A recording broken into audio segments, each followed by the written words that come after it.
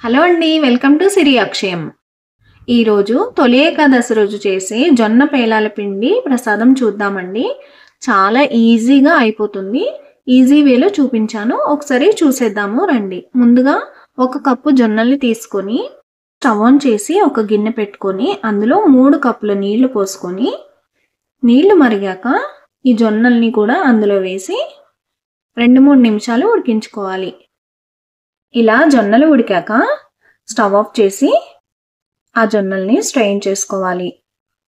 ఇలా స్ట్రెయిన్ చేసుకున్న తర్వాత 1 నిమిషం అలా ఉంచేసి ఇప్పుడు కాటన్ క్లాత్ మీద ఆరబెట్టుకోవాలి.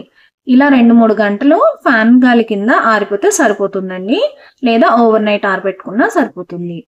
ఇప్పుడు స్టవ్ ఆన్ చేసి అడుగు మందం ఉండే బాండీని తీసుకొని కొద్దిసేపు వేడెక్కనివ్వాలి. ఇలా వేడెక్కాక ఒక గుప్పెడు జొన్నల్ని తీసుకొని అందులో ఫ్రై చేసుకోవాలి. ఇప్పుడు పేలాలు వేగుతున్నట్టు అనిపిస్తే ఒక మూతని పెట్టి 3/4 మాత్రమే పెట్టాలండి, లేకపోతే ఆవిరి వచ్చేసి నీళ్లు పడతాయి కదా. కొద్దిగా ఖాళీ ఉంచేలాగా పెట్టుకోవాలి.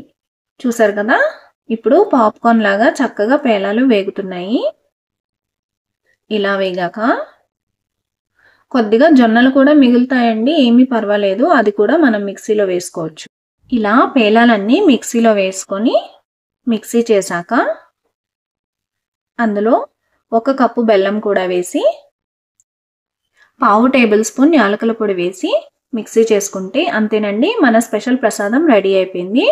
ఇది ప్రసాదం రెడీ అయిపోయిందండి. ఇప్పుడు మనకు కావాలంటే ఇందులో బాదం పప్పు, జీడిపప్పు ఇంకా పుట్నాల పప్పు కూడా యాడ్ చేసుకొని మిక్సీ చేసుకోవచ్చు.